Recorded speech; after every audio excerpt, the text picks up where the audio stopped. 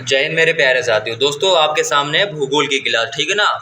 Geography मैंने एक class already ले रखी है जो कि आपको प्लेलिस्ट में मिल जाएगी दोस्तों, ठीक है ना। प्लेलिस्ट में सभी वीडियो है, जीके से लेके UP special, math, reasoning, Hindi, सबकी प्लेलिस्ट ऑलरेडी बना रखी है। तो आप लोग प्लेलिस्ट से सभी क्लासेस जरूर देखें, ठीक है।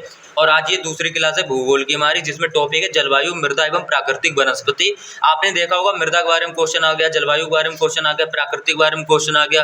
टॉपिक से प्रश्न है तो 3 प्रश्न देखने को मिल सकते हैं, वरना एक प्रश्न तो आपको देखने को मिलेगा ही अपनी शिफ्ट में, है ना। तो अच्छे से क्लास देखना है, मिस नहीं करना है। थोड़ा ब्लर हो रहा, कोई दिक्कत नहीं है, ठीक है। तो देखो पहला क्वेश्चन दोस्तों, मुंबई में पुणे की अपेक्षा अधिक वर्षा होती है, क्योंकि वर्षा अधिक क्यों होती है। तो आपको मैं 4 ऑप्शन बोल रहा हूँ, लिखूंगा नहीं। मुंबई पवनमुखी है, दूसरा पुणे यानी कि पुणे अधिक ऊंचाई पर है, तीसरा है मुंबई एक तटीय शहर है, या चौथा है पुणे में मुंबई की अपेक्षा वनस्पति अधिक है। तो दोस्तों आप लोग सोचोगे लग रहा है वनस्पति अधिक है इसलिए वर्षा अधिक होती है, तो दोस्तों लेकिन इसका सही आंसर होगा मुंबई पवनमुखी है, ठीक है ना। मुंबई पवनामुखी है इसका जो राइट आंसर होगा। आप लोग डायरेक्ट लिखो और याद करो, मुंबई, अभी याद भी कराऊंगा। मुंबई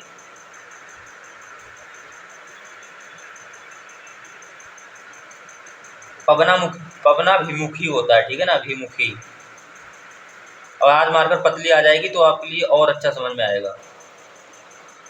अब जब भी आपको याद आए मुंबई में पुणे की अपेक्षा अधिक वर्षा क्यों होती है, मुंबई में अधिक वर्षा इसलिए होती है क्योंकि मुंबई एक पवनाभिमुखी है, यानी कि लिख लो ऐसे, पवनाभिमुखी है, ठीक है ना। पवनाभिमुखी है, पवनाभिमुखी है। मुंबई कैसी है, आज के बाद मुंबई अपने सपने मत देखो जाने की, क्योंकि मुंबई कैसी है, पवनाभिमुखी है, पवनाभिमुखी है, ठीक है ना। इस तरह से याद किया जाता है एक चीज को बार बार रिपीट करके कि मुंबई कैसा है, पवनाभिमुखी है, ठीक है। दूसरा क्वेश्चन दोस्तों बढ़ते हैं। क्वेश्चन नंबर 2 है हमारा, भारत की जलवायु। नोट्स अच्छे से बना लेना, बहुत इंपॉर्टेंट ऐसे टॉपिक्स हैं। मर्ज इतना अच्छा किया कि 100 के 25 क्वेश्चन पढ़ाएंगे और सब फंसेंगे आपके, ठीक है। भारत की जलवायु, भारत की जलवायु पर निम्नलिखित में से किसका प्रभाव नहीं पड़ता है।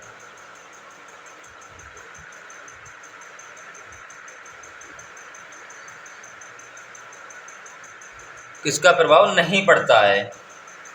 आपके पास ऑप्शन 4 होंगे यहाँ पर, फिर आपके पास ऑप्शन 4 मिलेंगे, मानसून, भूमध्य रेखा, गल्फ स्ट्रीम धारा या हिंद महासागर का अस्तित्व।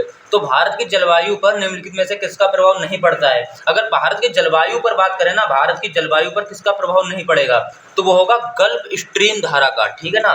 मानसून का भी प्रभाव पड़ता है, भूमध्य रेखा का भी प्रभाव पड़ता है, हिंद महासागर का भी अस्तित्व का प्रभाव पड़ता है, लेकिन अगर किसी का नहीं पड़ता है तो वो है गल्फ स्ट्रीम धारा का प्रभाव नहीं पड़ता है। तो इसका जो सही राइट आंसर होगा वो गल्फ स्ट्रीम धारा, ठीक है ना, गल्फ स्ट्रीम धारा। भारत की जलवायु पर किसका प्रभाव नहीं पड़ता है, तो है गल्फ स्ट्रीम धारा, इसका प्रभाव नहीं पड़ता है, सीधी सी बात है, ठीक है। तीसरा क्वेश्चन दोस्तों पास आपके पास है, बरस में, बहुत इंपॉर्टेंट क्वेश्चन हैं, याद रखो। और ज्योग्राफी के ना 6 से 7 क्वेश्चन आने वाले हैं इस बार भी, क्योंकि 6 से 7 क्वेश्चन कम नहीं पूछता है, और 10-12 चैप्टर क्लास से देख लोगे सब फंसेंगे आपके, टेंशन ना लो। वर्ष में 50 सेंटीमीटर से कम वर्षा वाला क्षेत्र, कम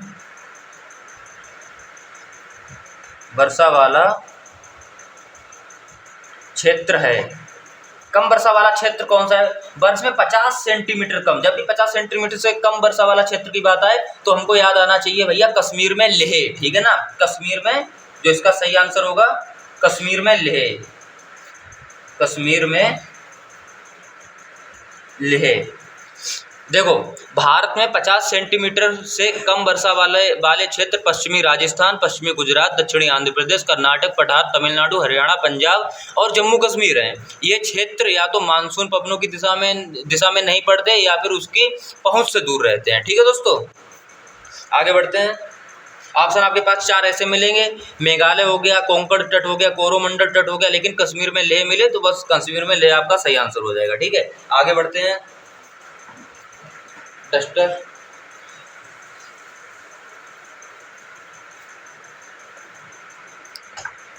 दोस्तों चौथा क्वेश्चन आपके पास मिलेगा यहाँ पर। इंपॉर्टेंट क्वेश्चन मैं करा रहा हूँ पूरा आपको लिए, पूरा ज्योग्राफी नहीं पढ़ाऊंगा। पूरा ज्योग्राफी शायद आप 2-3 महीने में भी ना समाप्त कर पाओ, लेकिन मैं उसको 8 से 10 क्लासों में समाप्त करने वाला हूँ, ठीक है। दक्षिणी पश्चिम मानसून, ये दक्षिणी और इसको पश्चिमी, ठीक है ना, इस तरह से लिखा करो, पूरा लिखने की जरूरत नहीं है, ठीक। दक्षिणी पश्चिमी मानसून कब तक पूरे देश में सक्रिय हो जाता है? कब तक पूरे देश में सक्रिय हो जाता है? सक्रिय, ठीक है ना, सक्रिय हो जाता है। भाई आपके पास ऑप्शन इस तरह से 4 मिलेंगे, देखो 5 जून, और नहीं पता होगा ना तो कंफ्यूज हो जाओगे। 15 जून,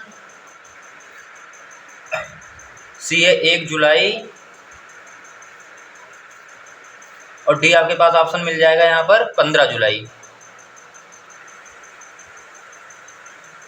अब आपने एक चीज देखी होगी कि दक्षिणी पश्चिमी मानसून कब तक पूरे भारत में सक्रिय हो जाता है? दक्षिणी और पश्चिमी कब तक पूरे देश में सक्रिय हो जाता है? मानसून कब तक सक्रिय हो जाता है? आपने सभी ने देखा होगा कि यार मानसून क्या है ना, 15 जुलाई तक पूरा सक्रिय हो जाता है। 15 जुलाई बरसात की बात हो रही है यहाँ पर, मानसून बरसात वाला मौसम कब आ जाता है? तो आप लोग कहोगे 15 जुलाई तक सर दक्षिणी पश्चिमी मानसून पूरा का पूरा आ जाता है, ठीक है ना। तो दक्षिणी यहाँ पर कौन सही ऑप्शन होगा आपका? 15 जुलाई। तो 15 जुलाई बस आपको याद रखना है कि दक्षिणी पश्चिमी मानसून कब तक पूरे देश में सक्रिय हो जाता है? तो 15 जुलाई तक आई थिंक मानसून हर जगह आ जाता है, ठीक है, यानी दक्षिण से पश्चिम तक।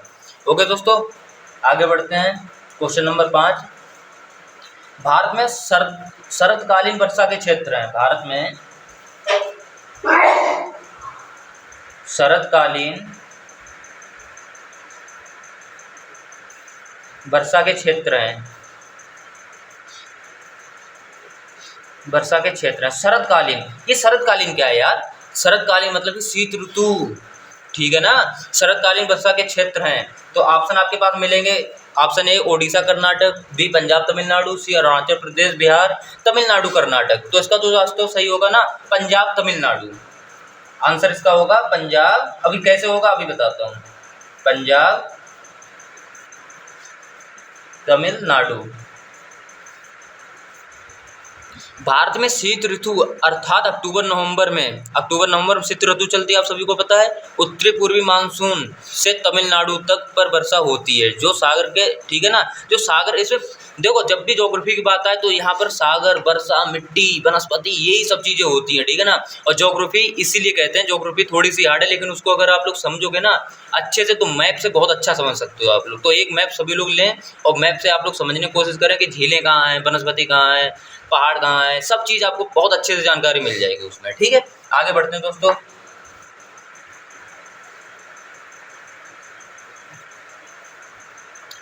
क्वेश्चन नंबर दोस्तों जो आपके पास अगला है, क्वेश्चन बहुत अच्छा है। क्वेश्चन दोस्तों आपके पास ये निकल के आ रहा है, भारत की लेटेराइट मिट्टी। क्वेश्चन नंबर आई थिंक 6 है, भारत की लेटेराइट मिट्टियों के बारे में। भारत की लेटेराइट, और फिर टॉपिक वाइज भी करवाएंगे, जैसे कि इम्पोर्टेंट मंदिर हो गया, मैंने ऑलरेडी क्लास दे रखी है। फिर कभी अनुसंधान, इस तरह से भी स्टैटिक जीकेस भी पढ़ाएंगे, टेंशन ना लो। फिलहाल भूगोल पढ़ना बहुत जरूरी है मेरी नज़रों में, ठीक है ना। थोड़ा सा बोरिंग सा सब्जेक्ट आपको लगेगा, लेकिन यहाँ पर सीखने को मिलेगा, सबसे बढ़िया बात ये है, ठीक है। लेटेराइट मिट्टियों के बारे में,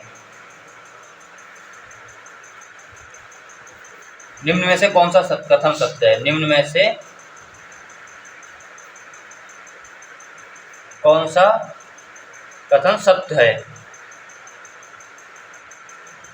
ऑप्शन आपको 4 देगा। क्वेश्चन इस तरह से पूछता है कि भारत की लेटेराइट जो मिट्टियां है ना, या लेटेराइट मिट्टी है, उसके बारे में कौन सा कथन सत्य है, यानी लेटेराइट मिट्टी से क्या होता है, ठीक।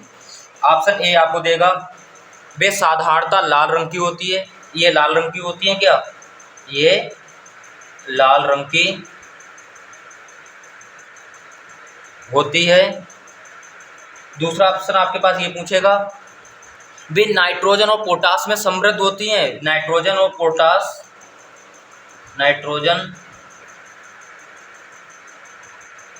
पोटास पोटास मतलब समृद्ध मतलब कि मिक्स होती हैं। या फिर तीसरा पूछेगा आपके पास, इन मिट्टियों में टेपियोका और काजू की अच्छी उपज होती है। टेपियोका और काजू की अच्छी उपज होती है।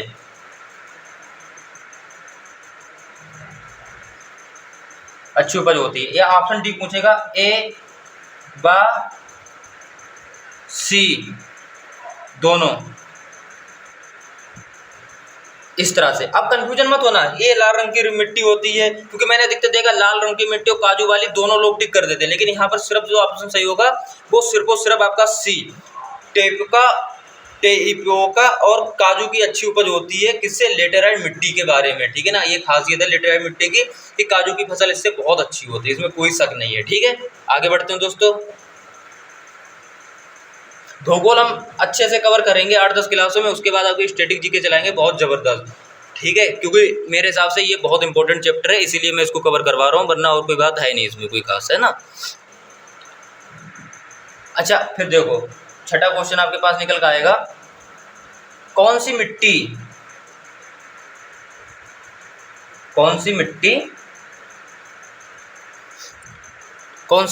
चाय बागानों के लिए उपयुक्त है? कौन सी मिट्टी चाय बागानों के लिए चाय बागानों के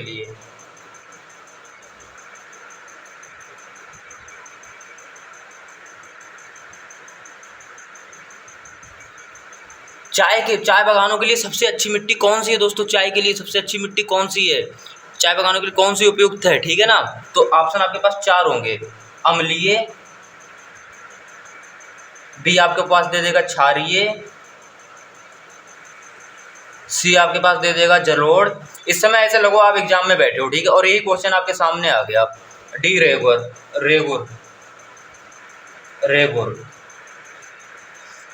आप एग्जाम में बैठे हो, क्वेश्चन आ गया कौन सी मिट्टी चाय बागानों के लिए उपयुक्त है। क्वेश्चन ऐसे इसी टाइप के ही आते हैं, टेंशन ना लो, ठीक है ना। तो आप लोग क्या बताओगे? अम्लीय, क्षारीय, जलोढ़, रेगुर। पढ़े नहीं होगे ना, बता ही नहीं पाओगे कि कौन सी होती है चाय बागानों के लिए मिट्टी, याद रखो, ठीक है ना। तो यहाँ पर जो हमारी मिट्टी होगी वो अम्लीय, जी हाँ, अम्लीय मिट्टी दोस्तों। चाय एक उष्ण एवं उष्णकटिबंधीय पौधा है, इसके उत्पादन के लिए 25 से 30 डिग्री तापमान की जरूरत हमें पड़ती है, ठीक है ना। और वर्षा की बात करें अगर, तो वार्षिक वर्षा लगभग 200 से 250 सेंटीमीटर की जरूरत पड़ती है, ठीक है ना। इसीलिए और चाय सर्वाधिक दार्जिलिंग एवं नीलगिरी की पहाड़ियों अपने चाय बागानों के लिए प्रसिद्ध हैं। दार्जिलिंग एवं नीलगिरी की पहाड़ियाँ चाय बागानों के लिए बहुत प्रसिद्ध हैं, ठीक है ना। ये क्वेश्चन आपको कंप्लीट कर लो अच्छे से। इसके लिए मिट्टी कौन सी चाहिए? अम्लीय मिट्टी, ठीक है ना। आगे बढ़ते हैं दोस्तों, क्वेश्चन नंबर 7। हाँ,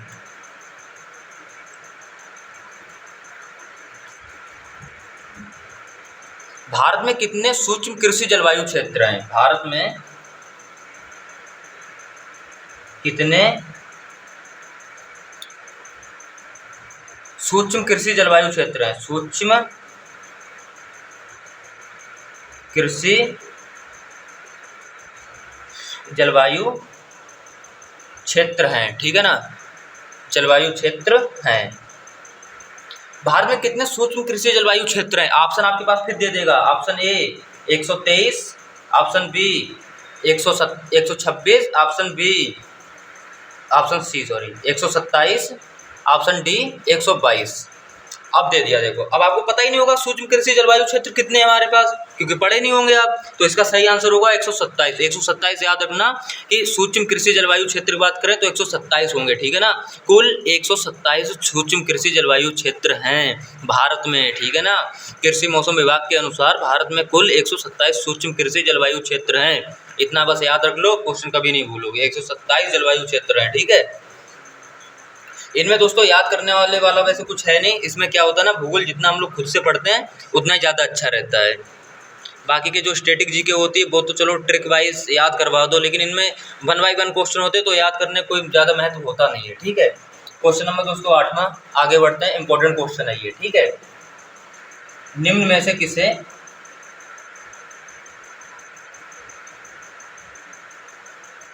जंगल की आग कहा जाता है, जंगल की आग कहा जाता है। जंगल की आग किसे कहा जाता है? जंगल की आग, जंगल की आग, ठीक है ना। ऑप्शन आपके पास ऐसे मिलेंगे, बोहिनिये बेरीगोटा, जेके रांडा, मेमोसोफोलिया, टेक्टोना ग्रांडिस या ब्यूटिया मोनोसर्पमा, ठीक है ना, मोनोसर्पमा। तो दोस्तों इसका सही आंसर होगा ब्यूटी मोनोसर्पमा। इसको क्या कहते हैं? पलाश। पलाश नामक एक वृक्ष के लाल रंग के आकर्षक फूलों के कारण इसे जंगल की आग भी कहा जाता है। पलाश के फूल को उत्तर प्रदेश का राजकीय पुष्प घोषित किया गया है। जो पलाश है ना, ब्यूटोमोनिफोर्सिया, इसका सही आंसर लिखो आप लोग, ब्यूटिया, ब्यूटिया लिख लो, ब्यूटिया। हिंदी में ऐसे लिख के आएगा, मोनोसर्पमा। क्वेश्चन देखो, अब यहीं पर अगर पलाश कह देता तो आप सब लोग जान रहे होते पलाश, लेकिन अब उसने इंग्लिश में पूछ लिया ब्यूटिया मोनोसर्पमा, तो आप लोग नहीं बता पाओगे। तो इसका मतलब ही पलाश होता है, ठीक है ना। और पलाश कैसा है? नाम है कि वृक्ष के लाल रंग के आकर्षक फूलों के कारण इसे जंगल की आग कहा जाता है, और इसे भारत का, उत्तर प्रदेश का राजकीय पुष्प घोषित किया गया है पलाश को, ठीक है। इतना तो याद कर ही लो दोस्तों, इंपॉर्टेंट है इसीलिए बता रहा हूँ।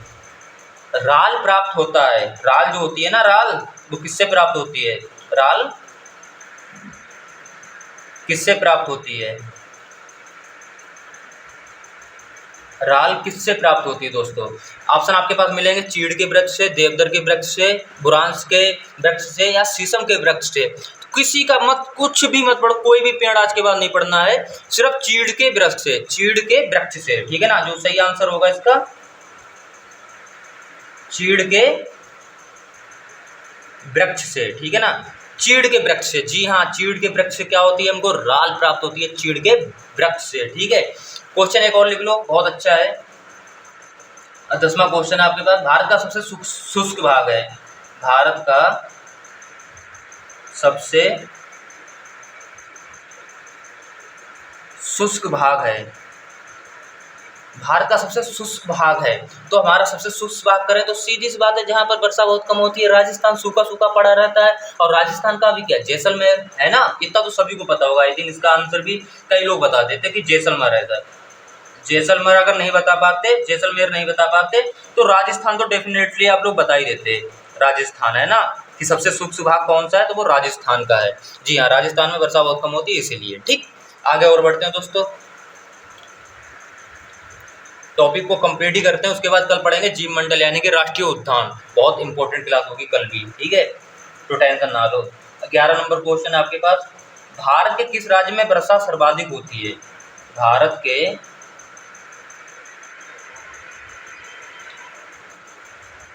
किस राज्य में वर्षा, हम लोग जितनी आपकी मेहनत कर रहे हैं ना, जितनी आप लोगों के लिए, अगर इतनी आप 80% की उतनी मेहनत कर लो ना, आपका सिलेक्शन हो जाएगा। वर्षा होती है, भारत के किस राज्य में सर्वाधिक वर्षा होती है? वर्षा सर्वाधिक वर्षा होती है, वर्षा 2 बार लिख दिया मैंने क्या, किस राज्य में सर्वाधिक वर्षा होती है, ठीक है ना, इतना देख लो। तो दोस्तों अब इसमें राजस्थान ऑप्शन आए तो राजस्थान तो कट कर देना, क्योंकि कमी वर्षा होती है, ठीक है ना। जो सही आंसर उसका है मेघालय। मेघालय कहाँ पर है? भारत के इस तरह से नक्शा होता है ना, इस तरह से कुछ यूं, तो मेघालय हमारा यहाँ कहीं पर है, ठीक है ना। तो यहाँ पर वर्षा बहुत ज़्यादा होती है। कभी केरल में लगाना कि केरल में बाढ़ आ गई, केरल होगा, उत्तराखंड में मौसम बदल गया तो उत्तराखंड होगा ना। सही आंसर जो है मेघालय, मेघालय, ठीक है ना। पढ़ के जाओगे तो कोई गलत हो ही नहीं सकता, ठीक है ना। Meghalaya is the right answer. कैसे? भारत में सर्वाधिक वर्षा पूर्वोत्तर में स्थित, पूर्वोत्तर, ये पूर्वोत्तर हिस्सा है, ठीक है ना, ये पश्चिमी हिस्सा है, ये दक्षिणी हिस्सा है, ये उत्तर। जैसे कि ये नक्शा है भारत का, तो ऊपर क्या है? उत्तर, दक्षिण, पूरब, पश्चिम, इस तरह से होता है। यही हम लोग 4 दिशाएं भी पढ़ते हैं जब रीजनिंग पढ़ते हैं, ठीक है ना।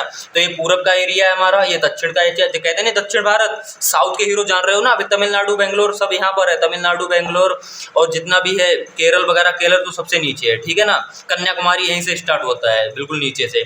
इधर आपका पश्चिम भाग स्टार्ट हो जाते हैं, ये आपका हो जाता है उत्तरी भाग हो जाता है, ठीक है ना। जम्मू कश्मीर वगैरह सब उत्तरी भाग में आता है, ठीक है। तो ये रहा नक्शा। तो मेघालय में सर्वाधिक वर्षा होती है, ठीक है। और सर्वाधिक वर्षा इसमें मेघालय के राज्य के पता, मासिन राम अगर आ जाए, खुदा न खास्ता मासिन राम, मासिन राम। अगर मानो मेघालय ना देखे, वो हार्ट थोड़ा सा बनाना चाहे तो मासिन राम दे दिया। अब मासिन राम कोई समझ नहीं पाएगा क्योंकि किसी को पता ही नहीं होगा। तो दोस्तों मेघालय में ही मासिन राम है, तो सर्वाधिक वर्षा मेघालय के मासिन राम में होती। इतना याद कर लेना कि अगर मेघालय ना दे तो मासिन राम हमको याद होना चाहिए, उसका उपनाम तो पता ही होना चाहिए उसके अंदर का, है ना। ठीक है दोस्तों, फिलहाल इस क्लास को यहीं समाप्त करते हैं। एक क्वेश्चन फिलहाल और लिख लो, लास्ट क्वेश्चन है, और आई थिंक ये चैप्टर में इससे ज़्यादा 12 क्वेश्चन से ज़्यादा निकलेगा भी नहीं। क्वेश्चन पूछेगा तो भूगोल में बस इसी में से एक क्वेश्चन या 2 क्वेश्चन पूछेगा, बस इससे ज़्यादा नहीं पूछेगा। पौधों का सबसे अधिक